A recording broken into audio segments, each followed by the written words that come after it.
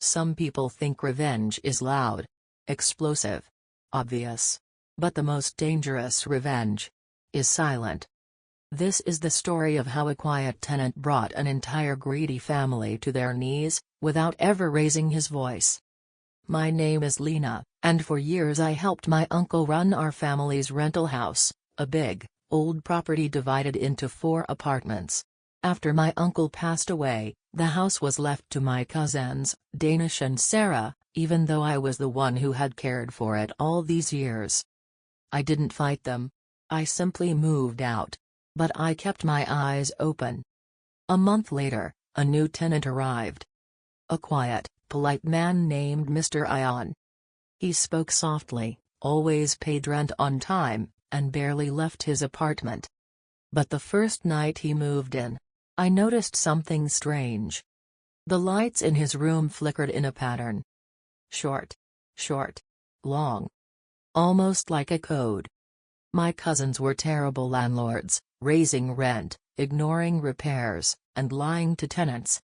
They didn't know that I still visited the house for maintenance checks.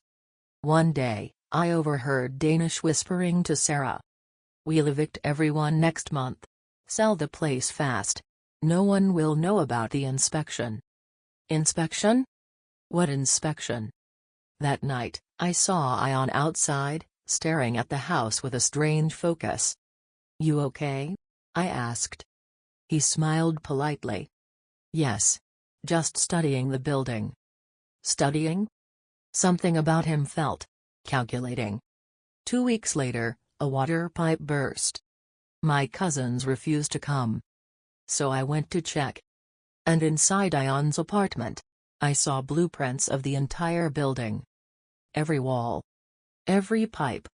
Every hidden corner. My chest tightened. "Why do you have these?" I asked. He didn't look guilty. Instead, he said calmly. "Because this house took everything from me." My blood ran cold. He explained. Months before I ever met him, he had lived here with his younger sister. A leak from the upstairs apartment caused a short circuit.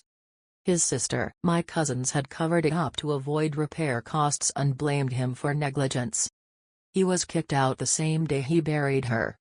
He returned with a purpose. Not violence. Not destruction. Something worse.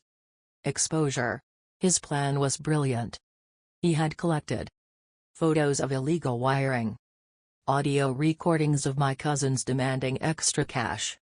Videos of them ignoring dangerous leaks. And the flickering lights. That was a signal. A tiny camera hidden inside the electrical box that recorded every time the wires sparked.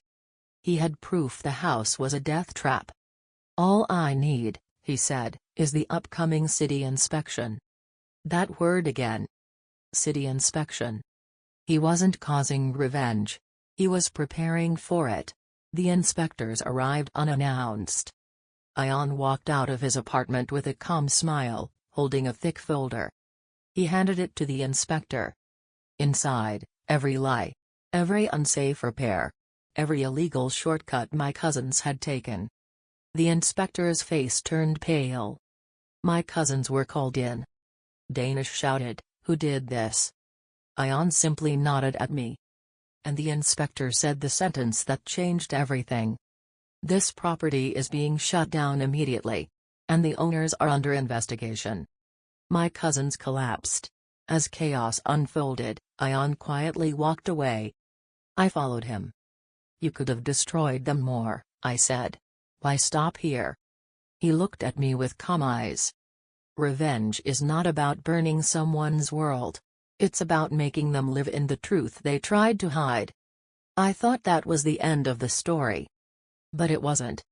A month later, a letter arrived for me. Inside, a copy of the property transfer documents. The house was now legally mine. My cousins had panicked and tried to sell the property quickly, but because of the investigation, no one would buy it. The only offer they received was from an anonymous buyer. That buyer was Ion. And he gave me back the life my own family stole. Some people shout their revenge. But the smartest ones don't need to. They let the truth speak for them.